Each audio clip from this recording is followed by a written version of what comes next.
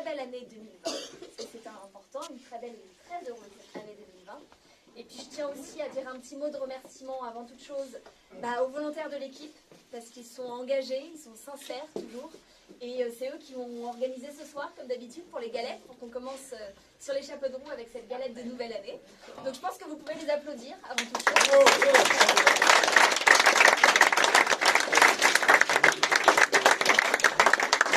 Alors je précise, je vous présente tous les meilleurs vœux pour cette année. Je les présente à tous les Beauvaisiens et à toutes les Beauvaisiennes qui ne sont pas avec nous ce soir également.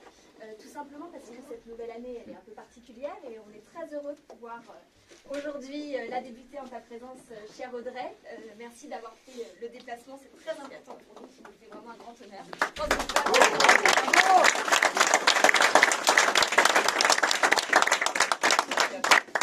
Alors on inaugure une année qui est une année pleine de promesses.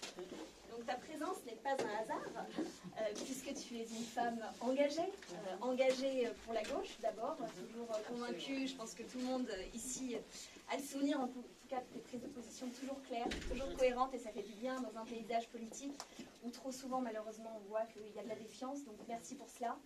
Merci d'être une femme engagée. Alors, c'est pas pour grand-chose. Une femme engagée, d'être une féministe. C'est un engagement que nous partageons et vraiment, je pense que c'est bien aussi de le réaffirmer à chaque fois, d'avoir des femmes, ces nouveaux visages qui émergent. Et puis je te remercie aussi d'être à l'image de tous les volontaires de notre équipe, sincères, engagés sur la transition écologique et énergétique. Parce que c'est ça aussi 2020, c'est une année pleine de promesses, mais c'est aussi une année qui aujourd'hui ouvre sur une décennie particulière. Donc 2020 doit être aujourd'hui l'année du sursaut écologique. Et j'insiste parce que nous n'avons pas le choix, parce que c'est aussi un horizon plein de promesses que nous avons, que de pouvoir faire en sorte qu'en 2020, nous arrivions dans notre ville, mais dans toutes les villes de France, partout dans le monde, à faire en sorte de prendre à bras le corps ce qui est aujourd'hui la plus grosse urgence qui nous concerne toutes et tous, à savoir l'urgence écologique. Et cette décennie va être absolument décisive. Elle va être particulièrement décisive pour notre ville, qui est une ville qui a toujours été libre, toujours été rebelle aussi, et audacieuse, je tiens à indiquer, à le préciser. Et c'est aussi ce que nous voulons porter aujourd'hui dans le projet pour notre ville. C'est pour ça que nous avons fait le choix de l'Union de la gauche et des écologistes. Nous y croyons, nous savons que tu le défends aussi largement, depuis toujours. Donc on t'en remercie. Et puis cette union aujourd'hui a vocation à se mettre au service de l'intérêt des habitantes et des habitants et de faire en sorte de prendre à bras-le-corps ces questions. Je dirais quelques mots pour inaugurer cette soirée, après je te laisserai la parole parce que je pense que c'est important qu'on ait ces temps d'échange collectivement. Mais c'est quelques mots parce qu'on est vraiment, je vous l'ai dit, à l'aube d'une nouvelle décennie qui va être une décennie essentielle et qu'aujourd'hui, la question écologique sera bien sûr centrale.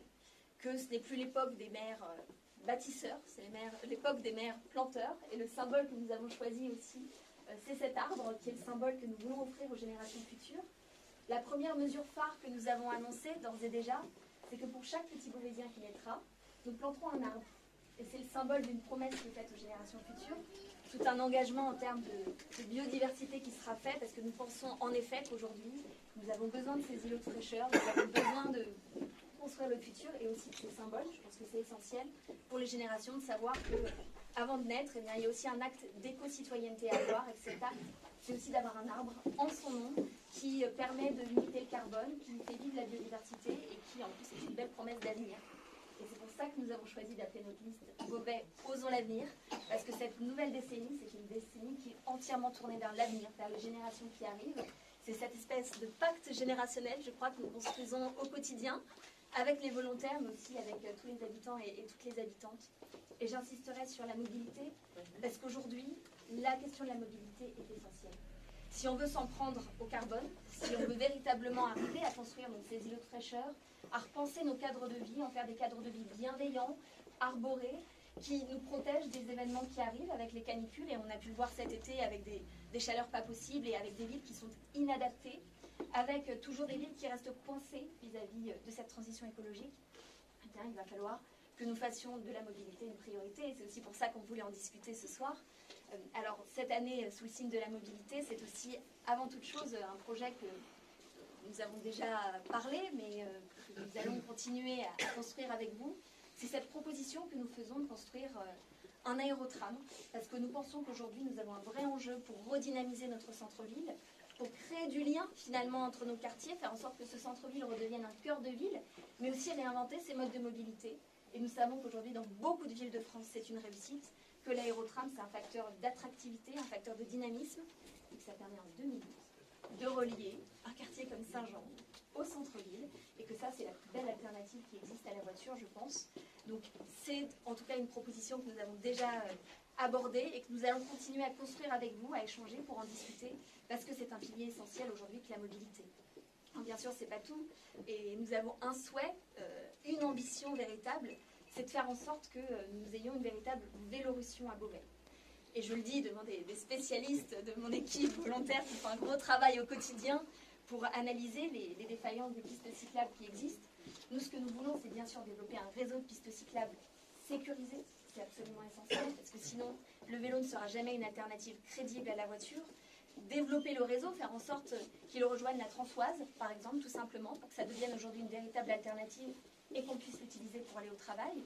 Qu'on développe également, et je pense que c'est essentiel, des études qui permettent aujourd'hui d'analyser les endroits où nous avons des besoins pour aller travailler, pour accompagner les enfants à l'école, parce que oui, c'est aussi des gros enjeux au quotidien, pour aller dans les espaces de loisirs, faire en sorte que partout, nous puissions aussi déposer notre vélo, le laisser en sécurité, le reprendre, et c'est ça aussi construire cette alternative-là. La Vélorussion, c'est vraiment un gros champ d'action qui va de pair avec une politique très volontariste. Et je pense qu'il est important que dès le plus jeune âge, on apprenne ce qui est tout simplement l'apprentissage de la vie et du vélo, les deux liés. Et donc c'est pour ça que nous prenons un engagement devant vous, c'est aussi celui de faire en sorte que tous les enfants dans notre ville puissent avoir une draisienne, parce que c'est une manière d'apprendre à utiliser le vélo et de faire en sorte que quelques années plus tard, eh bien, ce soit un réflexe. Et je pense que nous devons faire en sorte que l'écologie devienne un réflexe. Nous n'avons pas attendu le premier jour du 4e mandat pour décider que l'écologie était un enjeu. On est écologistes depuis un peu plus longtemps. Voilà, nous sommes des militants écologistes, nous le revendiquons. Nous savons que l'écologie, ça va de pair avec la solidarité, que ça doit permettre un accès à toutes et tous.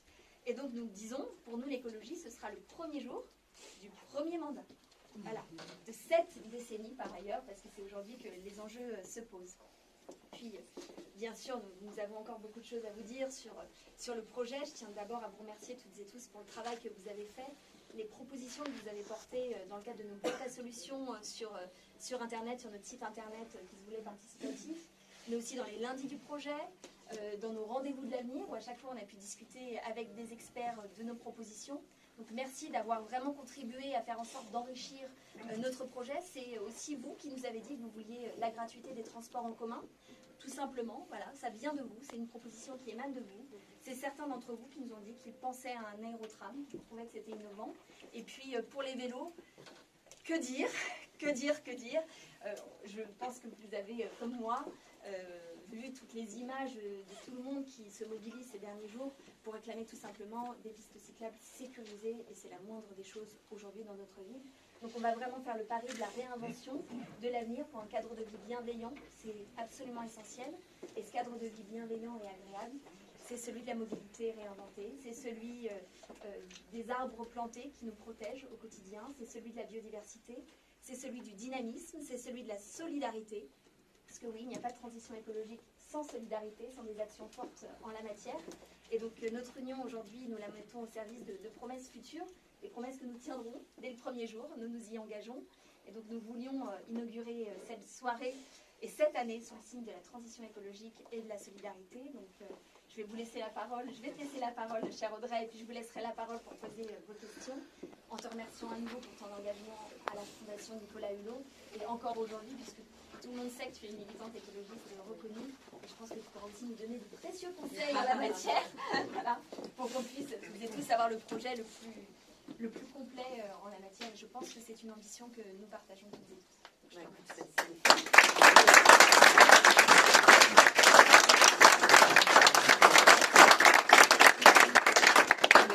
Merci beaucoup, merci Roxane, et merci à toutes et tous déjà d'être aussi nombreux là ce soir pour ce rendez-vous qu'on devait faire déjà le mois dernier, puis une petite actualité sociale qui l'a rendu compliqué, mais je tenais vraiment à ce qu'on fasse ce rendez-vous, à être là ce soir. Et là, c'était un peu la dernière fenêtre ce soir, parce qu'à partir de la semaine prochaine, ce que je disais, moi je suis candidate Paris Centre sur la liste d'Ariel Veil pour Anne Hidalgo, et je serai aussi une des porte-parole d'Anne Hidalgo dans la campagne. Comme a priori, même si la date n'est pas encore fixée officiellement, elle devrait se déclarer dans les jours qui viennent. Parce qu'après sa déclaration de candidature, ça va être plus compliqué pour moi de me déplacer comme ça le soir. Et donc je tenais vraiment à être là, pour plusieurs raisons. Et d'abord pour Roxane, parce que vraiment... elle l'a fait, elle a réussi l'union de la gauche. Waouh, bravo!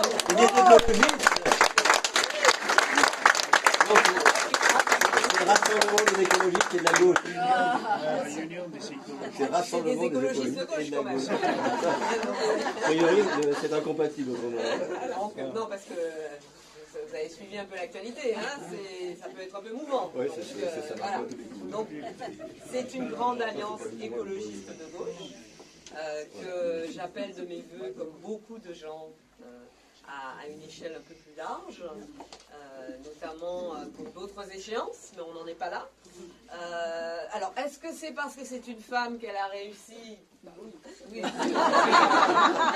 Voilà. C'est pas moi qui l'ai dit, hein. Mais bon, en tout cas, quoi qu'il en soit, c'est vraiment, moi je trouve ça vraiment génial que les insoumis, les écologistes, le Parti socialiste, Génération, les radicaux aient réussi comme ça. Et les communistes, bien sûr. Je ne les oublie pas. J'étais à l'université d'été des communistes, je ne les oublie pas. Je fais des choses régulièrement avec le PC. Je soutiens évidemment le droit, je soutiens la gauche de toute façon, dans toutes ses composantes. Donc c'est vraiment, pour moi, très réjouissant que vous ayez réussi à le faire. Je n'étais pas le seul endroit de France, mais c'est quand même important de l'avoir fait. Et que vous y alliez comme ça, que vous ayez cette clairvoyance, cette volonté de construire ensemble, de faire ensemble. On ne pense évidemment pas tous pareil sur tout. On n'a pas tous la même histoire, les mêmes réflexes ou les mêmes objectifs parfois, mais il y a quelque chose qui est de l'ordre du substrat commun qui est, à mon sens, cet ancrage à gauche, écologiste à gauche, et puis il y a effectivement la nécessité impérieuse de relever le défi climatique, et de le relever justement, c'est pour ça que j'insiste sur le mot gauche, qui n'est pas un gros mot. Je dis souvent à mes amis, n'ayez pas la gauche honteuse. Voilà. Il y a eu la droite décomplexée, il faut être la gauche décomplexée. Parce qu'il n'y a pas de raison d'être complexé, d'être à gauche, même si on est souvent ciblé. Voilà, c'est comme féministe, c'est un peu féministe de gauche. C'est particulièrement important que cette union ait pu se faire dans cet enjeu climatique, parce que je crois très profondément qu'aujourd'hui, tout le monde se réclame de l'écologie, tout le monde veut préserver l'environnement et la biodiversité, mais pas de la même façon. Et il y a vraiment aujourd'hui un projet politique, écologique de droite qui existe, qui est un projet d'adaptation du système, qui est un projet essentiellement qui confie à la technologie la tâche de faire à notre place les efforts que nous devrions faire. Et puis il y a un projet écologique, solidaire, juste, équitable de gauche, qui, lui, prône la transformation plutôt que l'adaptation. Et c'est pas du tout la même chose. Quand on parle de transformer le système, de le transformer en profondeur, de transformer nos modes de vie, nos modes de transport, nos modes de consommation, l'habitat, l'aménagement du territoire, le travail, l'emploi, qui ne sont pas tout à fait la même chose, et qu'on a à l'esprit, enfin moi je dis souvent de mettre de la justice sociale à tous les étages, qu'on a à l'esprit l'idée de faire de cette transition écologique une transition solidaire, eh bien les visions sont très différentes. Les visions sont très différentes. C'est pour ça que j'insistais un peu beaucoup sur cet ancrage à gauche, parce que c'est pas la transformation et l'adaptation, c'est pas la même chose. L'adaptation, c'est business as usual. C'est toujours une petite partie de la population qui s'en sort, toujours la même, qui s'en sort bien, qui a les moyens d'être résiliente, qui a les moyens de se protéger des effets du réchauffement climatique, qui est à l'origine de l'essentiel de la combustion, qui produit ce réchauffement, et l'effondrement de la biodiversité, et qui va s'en sortir de toute façon à la fin, at the end of the day, comme disent les Américains. Et puis il y a l'idée que... Et donc, ce sont souvent des gens qui vous disent, mais bon, à la fin des fins, hein, quand ce sera devenu insupportable, y compris pour nous, parce que c'est déjà insupportable pour beaucoup de gens, hein, quand ce sera devenu insupportable, y compris pour nous, on ira sur Mars. Alors, bon, moi, je n'ai pas spécialement envie d'aller vivre sous un dôme sur Mars. En plus, évidemment, ce n'est pas tout de suite. Troisièmement, il va falloir quand même quelques paquets d'esclaves pour construire les implantations humaines sur Mars. Et surtout, ce n'est pas 100% de la population humaine qui ira sur Mars. C'est plutôt 1%. Le même pourcent que d'habitude, peut-être un petit peu plus. Et nous, notre objectif à gauche, c'est de faire en sorte que plutôt que d'essayer d'aller sur Mars, on commence à apprendre à vivre sur Terre et à préserver ce bien commun, non seulement de l'humanité, mais au-delà de l'humanité, du vivant, qui est notre planète Terre et son écosystème, qui est à notre service depuis des millions et des millions et des millions d'années. Je prends souvent cet exemple de la photosynthèse, le phénomène de la photosynthèse, que vous connaissez tous à partir du CM2 quand on a révisé ses cours de biologie. C'est 400 millions d'années. Il a fallu 400 millions d'années pour que la nature, notre nature, la Terre, la planète, élabore ce système tellement sophistiqué et qui nous rend tellement service. Et nous, en 80 ans, là, on n'a pas détruit la photosynthèse évidemment, mais en 80 ans, nous avons détruit ce que l'environnement, notre écosystème, la planète, a mis des centaines et des centaines de millions d'années à construire pour nous, au service du vivant. Donc l'idée de l'écologie et de l'offre politique écologique de gauche, c'est de faire en sorte qu'on soit le plus nombreux possible, ce sera probablement pas 100%, mais en tout cas le plus nombreux possible, à vivre dans les meilleures conditions possibles sur cette planète Terre, qui de toute façon nous survivra. Elle était déjà là avant, et elle subit nos outrages, elle s'adapte. Elle s'adapte en produisant les phénomènes extrêmes que l'on voit. Et elle va continuer de s'adapter, et si on continue nos conneries, ben nous on va disparaître, et la planète elle va rester. Alors, je ne vais pas faire trop long parce que je peux vous en parler pendant des heures. Moi j'ai envie de vous dire ce qui m'arrive de dire dans des interventions comme ça, c'est peut-être que certains m'ont entendu à La Rochelle ou à l'université d'été du PC en parler. L'idée c'est qu'on est dans un film en quelque sorte qui commence plutôt très mal, dont le milieu est assez difficile, mais l'idée c'est que ça se termine à peu près bien à la fin. Ça commence plutôt très mal. Moi je ne vais pas vous faire le coup de l'écologie souriante, l'écologie c'est sympa, c'est des fleurs et tout. Non, c'est pas vrai. Parce que la réalité du constat, vous l'avez tous les jours dans les médias, vous l'avez tous les jours dans votre vie quotidienne. La réalité, elle est déjà tragique. Elle est déjà catastrophique. Et nous, je vais revenir sur la situation de la France ou de l'Europe en général, mais nous, on est encore dans un pays très résilient, qui a les moyens, grosso modo, de se protéger des effets du réchauffement climatique, même si on le subit déjà. Le réchauffement climatique est fondamental de la biodiversité. Mais pour des centaines de millions d'individus sur Terre, c'est déjà aujourd'hui l'enfer. C'est pas demain, c'est déjà aujourd'hui. Et on est déjà à 25, 30, 35 millions de réfugiés climatiques par an, peut-être 60 dans pas longtemps, 100 d'ici la fin du siècle. Enfin bon, voilà. Et encore, là, quand on dit réfugiés climatiques, on prend la mesure très précise de la personne qui se serait déplacée parce qu'il y a eu un événement climatique extrême, etc., qui n'est plus d'ailleurs un événement météorologique, mais vraiment un événement climatique. Mais on ne prend pas en compte tous les conflits qui sont générés par les enjeux géostratégiques, la pénurie d'eau, etc., et qui déplacent déjà des populations. Donc, il faut bien avoir présent à l'esprit que la situation, du fait du réchauffement climatique et de l'effondrement de la biodiversité, elle est déjà catastrophique pour plein de gens. Et j'aime beaucoup Régis Debray, mais je l'écoutais sur France Inter ce week-end parler de son dernier livre qui traite de l'environnement, et dire avec détachement, que bon, l'espèce humaine, on va s'adapter, on va bien trouver, etc. etc. Oui, mais ça, c'est considérer que, grosso modo, ça va pour le moment, et puis qu'on va arriver à s'adapter avant que ça aille mal. Ça va pour nous, mais ça va déjà très mal pour beaucoup de gens autour de nous, qui en plus subissent les conséquences de nos modes de vie, de nos consommations. Parce que je sais qu'il y a des militants ici, donc si je parle d'externalités négatives, vous savez de quoi il s'agit.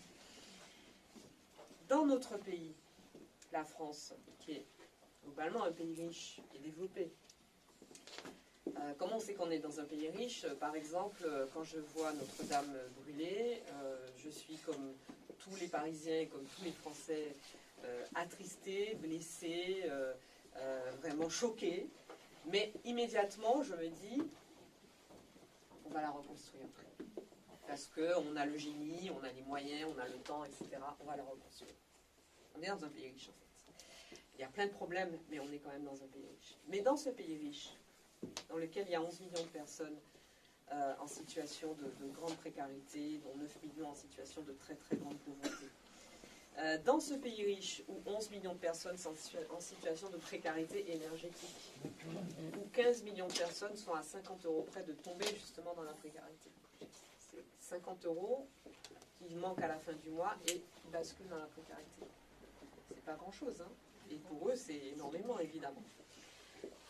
Dans ce pays où un agriculteur se suicide tous les 2 jours, il y a peut-être un problème dans le système agricole tel qu'il existe aujourd'hui. Où nous avons, selon les études, 58, 60, 70 000 personnes qui meurent prématurément chaque année du fait de la pollution de l'air. La pollution de l'air, ce n'est pas que le réchauffement climatique, mais les deux sont liés. C'est 60, 70 000 personnes qui ne devraient pas mourir, qui n'ont pas de raison de mourir, mais qui meurent prématurément du fait d'affections liées à la pollution de l'air. Eh bien, il est peut-être temps de changer de système. D'autant que ça ne va pas s'arranger si on ne change pas.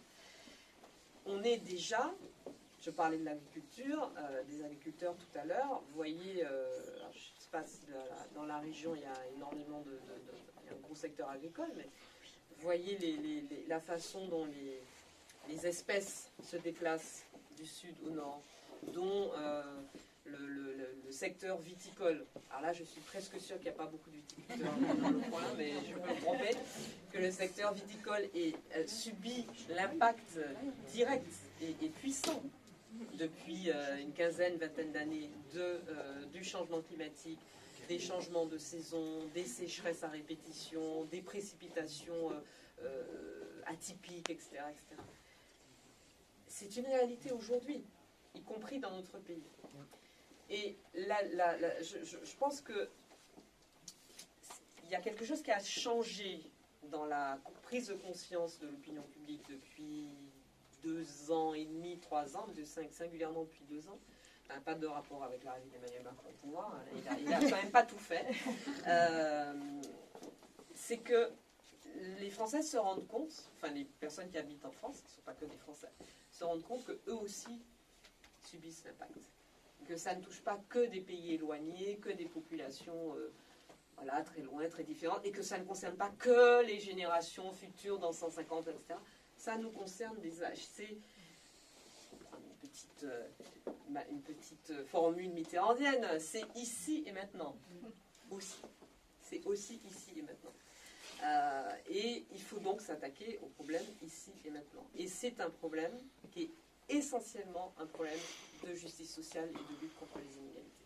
Parce que ça, c'est l'autre grand point qu'il faut avoir à l'esprit, c'est que le réchauffement climatique et l'effondrement de la biodiversité et leurs conséquences sur nos vies au quotidien, ce sont des amplificateurs de précarité, des accélérateurs d'inégalité, que plus on est bas dans l'échelle des revenus, plus on est bas dans l'échelle sociale au sens où on entend, moins on est responsable du problème, parce qu'on n'a juste pas les moyens d'émettre des gaz à effet de serre. On n'a pas les moyens, on est dans l'économie, on est dans la sobriété, on achète peu de choses, etc. Même si on a sa voiture diesel et tout, c'est pas le gars qui a sa voiture diesel et qui fait 80 km par jour pour enfin 40 aller, 40 retours pour faire le trajet domicile-travail, c'est pas lui qui pollue le plus. C'est celui qui roule dans un gros SUV électrique en ville, ou même celui ou celle qui est à vélo comme moi à Paris, mais qui va passer un week-end à New York, ou qui consomme des produits venus du monde entier, etc. Donc, plus on est bas dans l'échelle des revenus, plus on est bas dans l'échelle sociale, moins on a de responsabilité dans le problème, moins on a aussi de possibilité de s'en protéger, et plus on en subit l'impact.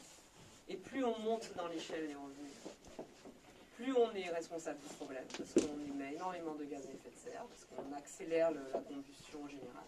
On a plus de moyens de se protéger, on appelle ça la résilience. On a les moyens de bien manger, on a les moyens d'être soigné, on a les moyens d'avoir un logement bien isolé, etc. Et donc on subit moins l'impact. Donc finalement, il n'y a pas de raison que ça change. Parce qu'il ne vous aura pas échappé que ce n'est pas ceux qui sont en bas de l'échelle sociale qui décident des destinées des pays en général. Même quand ils se révoltent, comme ça a été le cas pour les Gilets jaunes.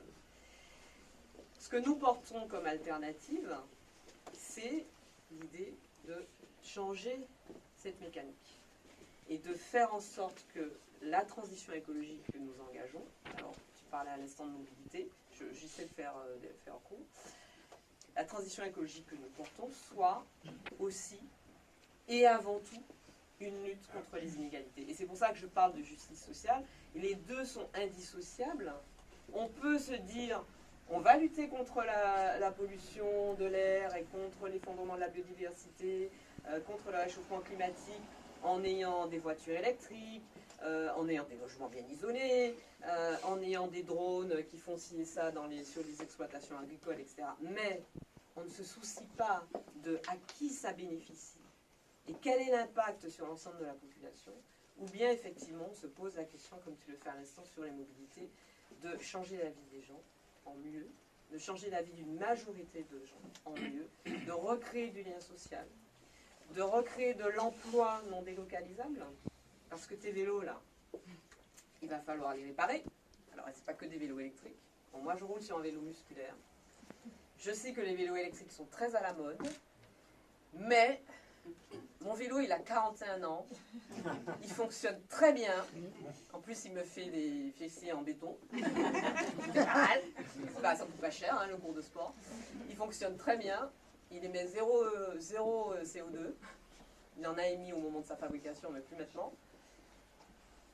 Je ne suis pas sûre que les vélos électriques à 2000 €, là, dans 41 ans, fonctionnent comme mon vélo fonctionne. Donc, je ne dis pas qu'il ne faut pas acheter de vélo électrique, mais bon, les vieux vélos, c'est bien aussi. C'est dit.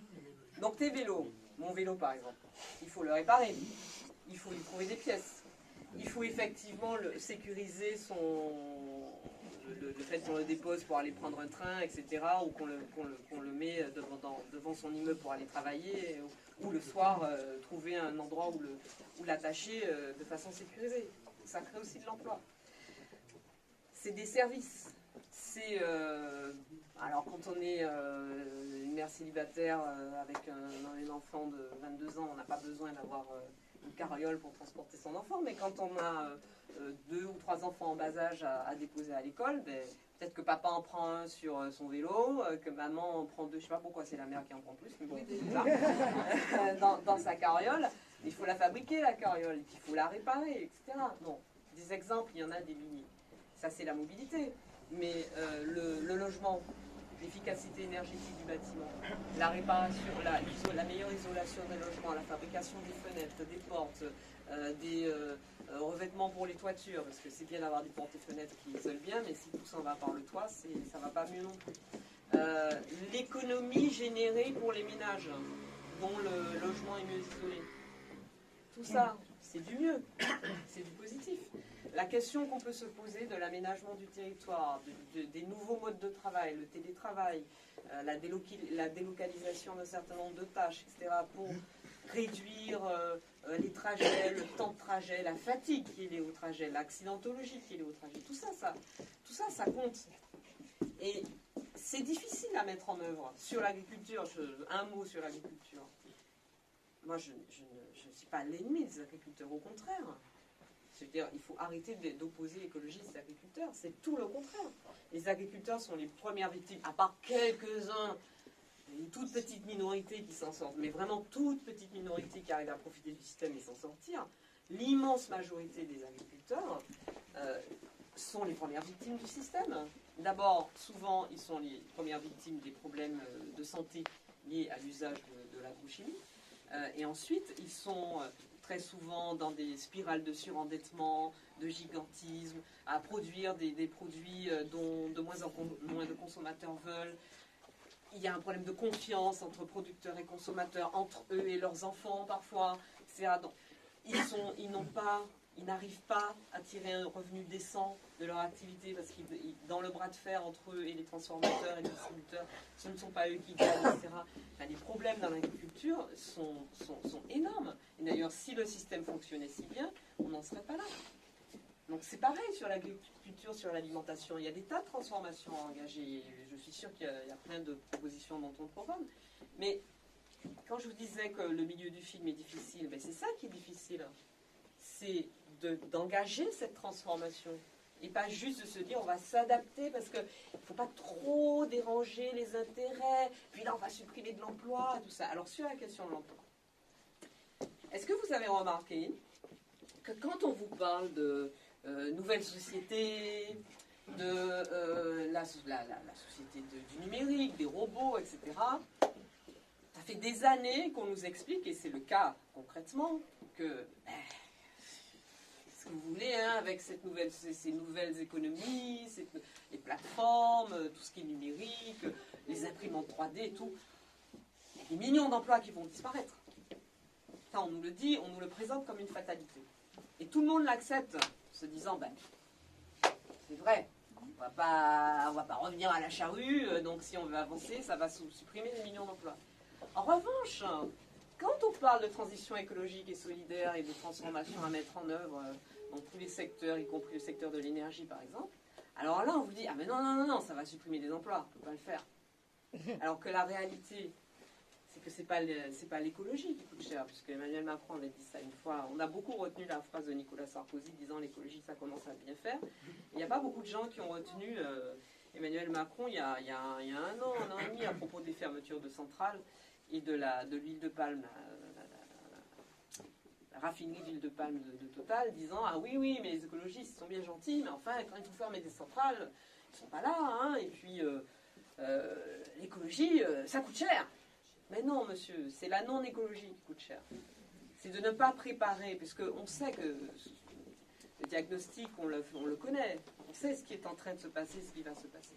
Et c'est de ne pas le préparer qui coûte cher, et qui coûte cher toujours aux mêmes. Et qui coûte cher notamment en termes d'emplois, qui vont disparaître et pour lesquels on ne prépare pas la transition. Et alors qu'il y a tellement d'autres emplois à créer, tellement de formations à lancer, et tellement de nouvelles perspectives qui s'offrent. Donc sur l'emploi, arrêtons de nous dire on ne peut pas faire au nom de l'emploi. D'abord parce que des emplois sursubventionnés, on en connaît. Regardez ce qui va se passer à Auchan. Quoi, c'est 100 millions d'euros le CICE? Est-ce que ça les empêche de fermer? Est-ce que ça les empêche de supprimer des emplois? Non. Donc cet argument-là, il faut arrêter. Au lieu de se dire on va supprimer des emplois, se poser la question de ceux qu'on va créer et de comment on va accompagner ceux dont l'emploi va disparaître forcément. Et puis, réfléchir à plus de lien social, à plus de partage, encore une fois, à plus d'équité. C'est ça le projet. C'est le projet d'Anne Hidalgo à Paris, c'est j'en suis sûre, ton projet ici, Roxane. C'est ça la gauche. Et c'est ça l'alternative écologique de gauche. Je suis désolée, je suis obligée de préciser de gauche, parce que ce n'est plus aussi évident aujourd'hui qu'on soit forcément de gauche quand on est écologiste, puisqu'on n'arrête pas de nous expliquer que de toute façon, ce n'est ni de droite ni de gauche, et que l'essentiel c'est d'être de bonne volonté. Ouais. Sauf que Elon Musk, c'est un écologiste. Hein. Oui, c'est tout ce qu'on a envoyé sur Mars. Il fait tourner une voiture dans l'espace. Là, son grand geste écologiste, c'est d'avoir envoyé une voiture tourner dans l'espace. Non, moi, je me retrouve pas dans l'écologie d'Elon Musk.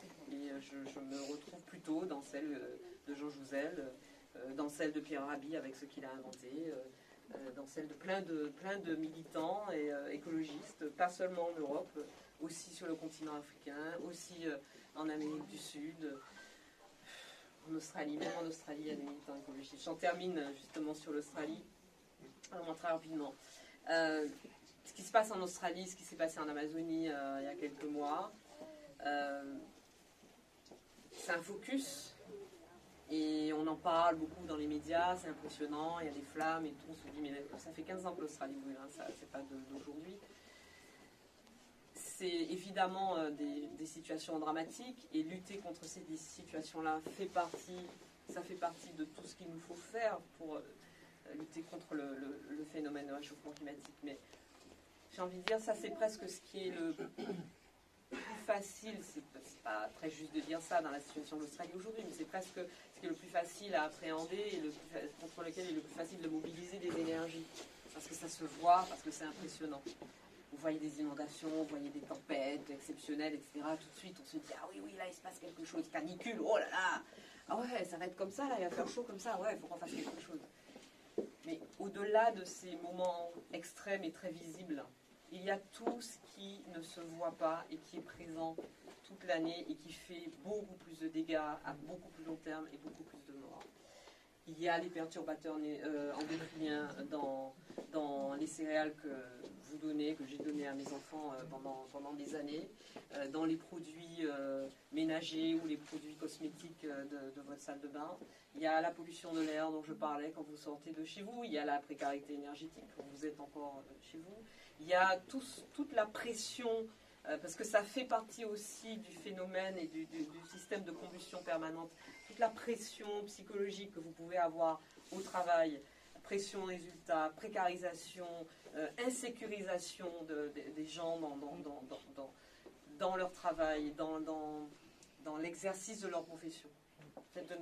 Finalement d'être en permanence en situation de se dire, mais est-ce que demain je vais être encore là, ou est-ce que mon emploi va être supprimé, est-ce que mon usine va fermer, est-ce que mon service va fermer, à la cantine il y a de moins en moins de monde, il y a de plus en plus de place dans les bureaux, dans l'open space, parce qu'il y a des gens qui partent, il y a des gens qui sont... Donc tout ça fait partie de ce système toxique qui épuise notre environnement, qui épuise le vivant, au détriment du vivant, à notre détriment. Et c'est massif, c'est profond. L'extinction, la 6e extinction de masse, c'est quelque chose qui se voit beaucoup moins, mais qui est évidemment extrêmement grave. Et c'est contre ça qu'on se mobilise. C'est contre tout ce qui se voit moins, mais qui est installé et qui réclame pas seulement de l'adaptation, mais une transformation. Il y a un anthropologue sénégalais qui s'appelle Abdourahmane Seck, qui est un de mes amis avec lesquels je travaille sur certains sujets. Il a cette formule que je trouve assez bonne. Il dit, mais les gens qui prônent encore le capitalisme sont des suicidaires, en fait. S'ils n'ont pas encore compris que le capitalisme tel qu'il existe aujourd'hui, le capitalisme mondialisé, c'est ce qui nous mène à notre perte, et c'est de toute façon totalement incompatible avec l'objectif de transition écologique et solidaire, ben, c'est des gens qui sont suicidaires. Je suis sûre que vous aimez la vie. Donc, soyons vivants, heureux et justement intégrés avec le reste du vivant sur Terre plutôt que sur Mars. Bravo. Bravo.